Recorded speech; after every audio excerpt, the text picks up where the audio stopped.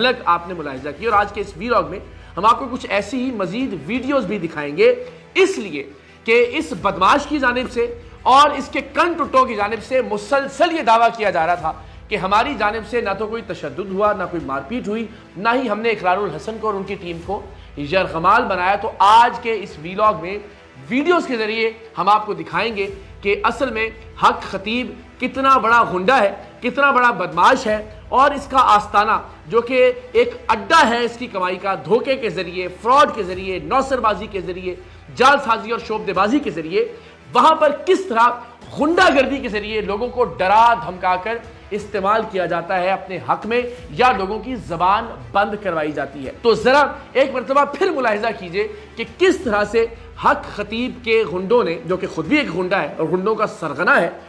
ہماری ٹیم پر تشدد کیا، مار پیٹ کی گئی، اور ظاہر ہے بہت سارے مناظر ریکارڈ اس لیے نہیں ہو سکے کہ اس کے غنڈوں کی پہلی ترجیح یہ تھی کہ ہمارے کیمروں کو اور ہمارے موبائلز کو چھین لیا جائے یا انہیں بند رکھا جائے۔ آپ دیکھ سکتے ہیں کہ کس طرح سے بار بار کیمروں کو بند کروانے کی کوشش کی جا رہی ہے، موبائل چھیننے کی کوشش کی جا رہی ہے، مار پیٹ کی جا رہی ہے۔ یہ چند 100 غنڈے تھے جو اس ہال میں اور اس کے باہر ہم پر تشدد کر رہے تھے، سو خطرہ معمولی نہیں تھا۔ یہ چند 100 ٹرینڈ غنڈے ظاہر ہم پر مستقل طور پر تعینات تھے، اور اس کے باہر ہزاروں کی تعداد میں جو اس کے پیڈ لوگ تھے جنہیں فری بسوں کے ذریعے لنگر کے آسرے پر بلایا گیا تھا، وہ مکمل طور پر تیار تھے کہ جب یہ شخص کہے، انہیں اشتعال دلائے، وہ ہم پر دھاوا بول دیں، اور اس کے بعد پھر جس کی جان جائے، جس پر تشدد ہو، اس کا الزام ان لوگوں کے اشتعال پر ڈال دیا جائے۔ صرف یہ کہہ دیا جائے کہ جناب چونکہ انہوں نے ان کے جذبات کو مجروح کیا ہے، اس لیے یہ لوگوں کا ری ایکشن تھا۔ اب آپ نے مارنا ہے، بسم اللہ کریں، آ جاؤ۔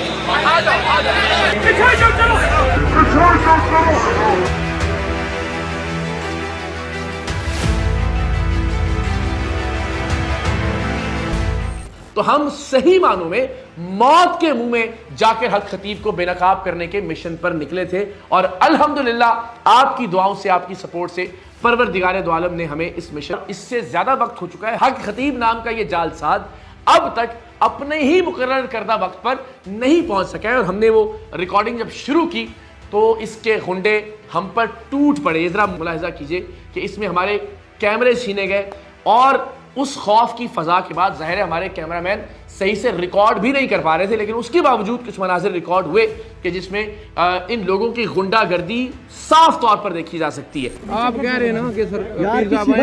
حضرت میں نہیں آئے نا، 6 بجے کا وقت ہے نا قبلہ، میں نے بتانا لوگوں کو اپڈیٹ کرنا ہے، کیا بات کر رہے ہیں اس میں؟ آپ کی مہربانی، میں تو خواتین سے بھی کیمرہ اس طرف لے کے آیا ہوں۔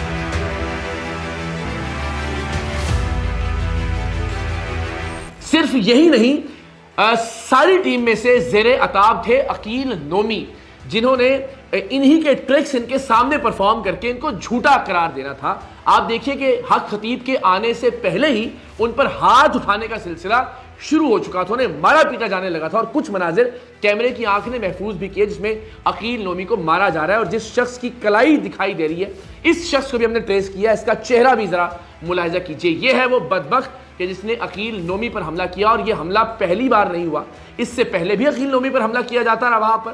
لفظی حملے کیے جاتے رہے، اور اس کے بعد بھی انہیں مستقل تشدد کا نشانہ بنایا جاتا رہا، جس کے بعد پھر میں نے بڑی مشکل سے انہیں اپنے پیچھے لا کر کھڑا کیا، جس پر انہوں نے واویلا کیا کہ جی عقیل نومی چھپ کر کھڑا ہو گئے تھے، لیکن یہ ان کی غنڈہ گردی تھی، یہ ان کی بدماشی تھی، اور ہم چونکہ وہاں طاقت کا استعمال نہیں کرنے گئے تھے، ہم بزور بازو اس شخص کو غلط ثابت کرنے نہیں گئے تھے، ہم علم کی بنیاد پر، سوالات کی بنیاد پر، اور اپنے کیمرے کے ذریعے اس شخص کے چہرے سے نقاب دوچ کر اتارنے گئے تھے، اور وہ الحمدللہ ہم نے کیا۔ لیکن اس میں جس طرح سے ہمارے کارکنان کو، جس طرح سے ہمارے ٹیم ممبرز کو ان کی وحشت کا سامنا کرنا پڑا، وہ ایک الگ داستان ہے جس کے کچھ مناظر ہم آپ سے شیئر کر رہے ہیں۔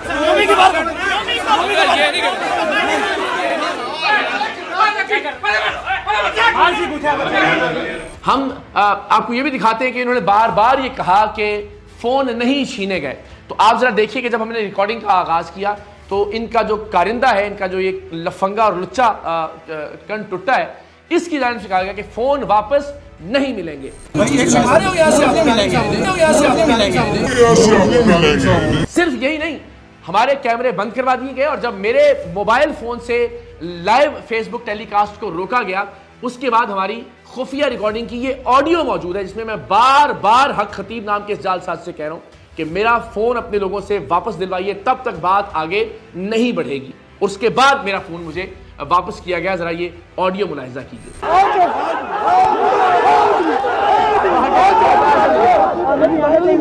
موبائل لے کے دے جی، ابھی موبائل پہلے موبائل، حضرت میرا موبائل ہے، حضرت میرا موبائل ہے، ابھی حکم کریں، ابھی میرا موبائل ہے، میرا موبائل ہے، آپ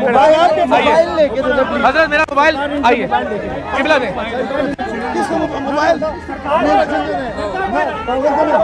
حضرت میرا موبائل پہلے، آپ پھر تشریف لے جائیں گے، میرا موبائل میرا ذاتی ڈیٹا ہے۔ حق خطیب ظاہر ہے چونکہ ہمارے کسی سوال کا سامنا نہیں کر سکتا تھا، تو باڈی پلاننگ کے ذریعے خواتین کو تیار کیا گیا تھا کہ وہ ہم پر حملہ آور ہوں۔ اس کے مناظر بھی آپ دیکھ سکتے ہیں اور آگے چل کر بھی دیکھیں گے۔ اپنے غنڈوں کو تیار کیا گیا تھا کہ وہ مستقل ہماری جانب لپکتے رہیں، چھلانگیں مارتے رہیں، ہمیں زد و کوب کرنے کی کوشش کریں، گالیاں دیں، برے الفاظ کا استعمال کریں، ہمیں اشتعال دلانے کی کوشش کریں۔ اور یہ شخص خود ان کو مشتعل کرتا رہا، بار بار ختم نبوت کی بات کر کے، بار بار دین اسلام کی بات کر کے، بار بار اپنی قوم کی بات کر کے۔ یعنی عجیب و غریب درندہ نما انسان کہ جو بار بار اپنے سامنے موجود ہزاروں لوگوں کو یہ کہتا رہا کہ یہ آپ کی قوم پر حملہ ہے، ان کو یہ اشتعال دلاتا رہا کہ یہ ختم نبوت پر حملہ ہے۔ نعوذ باللہ، نعوذ باللہ، اس کردار کا بد کردار آدمی کس طرح سے نمائندگی کر سکتا ہے ختم نبوت کے کسی بھی کاز کی، ختم نبوت سے متعلق کسی بھی موضوع کی، ہمارے عقائد کی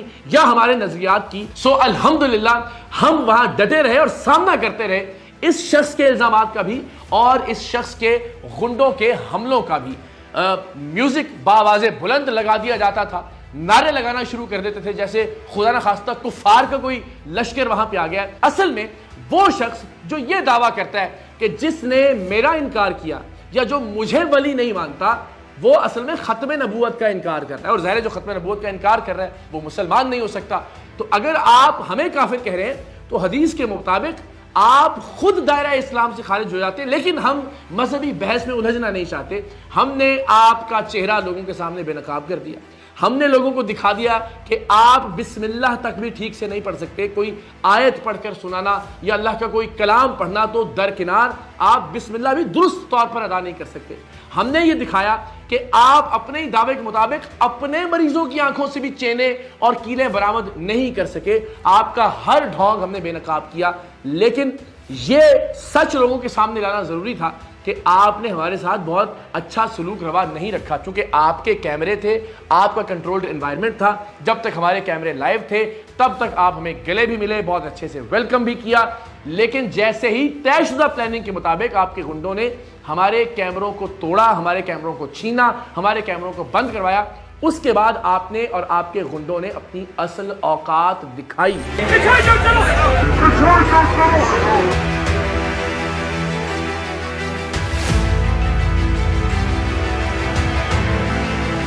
یہ آپ دیکھ سکتے ہیں کہ اس کے گنڈے بار بار اچھل کر ہم پر حملہ آور ہو رہے تھے، ان کا چہرہ بھی آپ ملاحظہ کیجئے۔ اس دوران ہم نے یہ سوال بھی کیا حق خطیب صاحب سے کہ حضور جو آپ کی جائیدادیں ہیں وہ کہاں سے آپ کے پاس آئی ہیں، جس پر ایک شخص کھڑا کر رکھا تھا جس نے کہا جی میں نے یہ گفٹ کی ہیں۔ میں تجھے پراپرٹی بتاتا ہوں، میرا باپ پیر مسنجد علی سرکار بادشاہوں کا مرید تھا، میں نے جو زمین لی ہے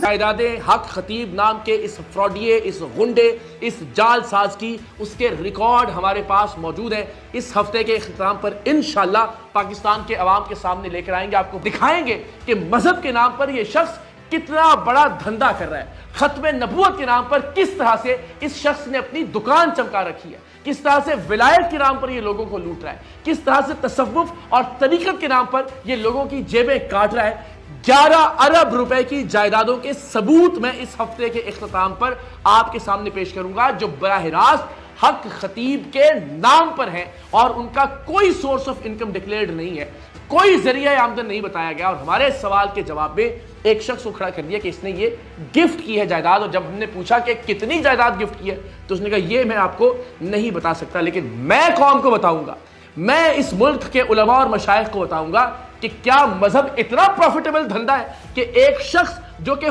فراڈیا ہے, جو کہ شعبدے باز ہے, اور شعبدے بازی بھی ٹھیک طرح سے نہیں کر سکتا, اس کے نام پر 11 ارب روپے کی جائیدادیں ہیں, اور ان کے ثبوت انشاءاللہ اس ہفتے کے اختتام پر میں آپ سے وعدہ کرتا ہوں کہ میں قوم کے سامنے رکھوں گا, اور پھر جواب دیں اس ملک کے علماء اور مشائخ کہ کس طرح سے آپ مذہب کے نام پر کاروبار کرنے کی اجازت دے سکتے ہیں ایک ایسے شخص کو. ہم چاہتے تو ہم اس غنڈہ گردی کے خلاف قانونی کارروائی بھی کر سکتے تھے, مقدمہ بھی درج کروا سکتے تھے, لیکن ہم اپنا مقدمہ پاکستان کے عوام کی عدالت میں لے کر گئے ہیں. ہم پاکستان کے عوام سے یہ درخواست کرتے ہیں کہ مذہب کے نام پر, دین اسلام کے نام پر, ہمارے پیارے آقا صلی اللہ علیہ وآلہ وسلم کی حرمت اور ختم نبوت کے نام پر اس شخص کو دھندا کرنے کی اجازت مت دیجیے. اس بد کردار اور بد وضع انسان کو یہ اجازت مت دیجیے کہ یہ ہمارا نمائندہ بن کر اپنے آپ کو دنیا کے سامنے پیش کرے اور لوٹ مار کرتا رہے. آپ سب سے پھر درخواست ہے کہ ہم ایک مرتبہ پھر انشاءاللہ حق خطیب کے اڈوں پر جائیں گے, اور اب کی بات ان اڈوں کو بند کروائے بغیر واپس نہیں لوٹیں گے. آپ سب سے درخواست ہے کہ آپ اس فورس کا حصہ بنیے جو کہ ہم نے صحیح معنوں میں حرمت رسول صلی اللہ علیہ وآلہ وسلم کے تحفظ کے لیے قائم کی ہے. آپ saream.org پر جا کر ایک فارم ہے, اسے فل کر کے اس تحریک کا حصہ بن سکتے ہیں, اور ہم انشاءاللہ العزیز حرمت رسول صلی اللہ علیہ وآلہ وسلم کی اس تحریک میں اس وقت تک قدم بقدم ساتھ چلیں گے جب تک اس طرح کے فتنے اپنے اختتام کو نہیں پہنچ جاتے. میری آپ سب سے بہت توقع ہے, میری اس علاقے کے لوگوں سے بہت توقع ہے. جب ہم اس کے آستانے پر گئے تو میں شکریہ ادا کرنا چاہتا ہوں کلر سیدہ کے عوام کا بھی, کہ جنہوں نے بھرپور انداز میں ہمارا ساتھ دیا. ہم چاہتے تو اس کے یہ غنڈے 1 انچ بھی آگے نہیں بڑھ سکتے تھے, ہم بھرپور مزاحمت کر سکتے تھے, وہاں کے لوگ ہمارے ساتھ تھے, وہاں کے لوگ ہمارے حق میں نعرے بلند کر رہے تھے, لیکن ہم کوئی فساد نہیں چاہتے تھے. ہم اب بھی کسی طرح کی کوئی لڑائی نہیں چاہتے, نہ ہی ہمارا مطمع نظر یہ ہے کہ ہم کسی طرح کا کوئی فساد برپا کریں. ہم چاہتے ہیں کہ انتظامیہ, ارباب اختیار اس ڈھونگی, اس نوٹنکی, اس فراڈ, اس غنڈے اور اس بدماش کے خلاف کارروائی کریں اور اس کی بدماشی کے اڈوں کو بند کروائیں. بصورت دیگر ہم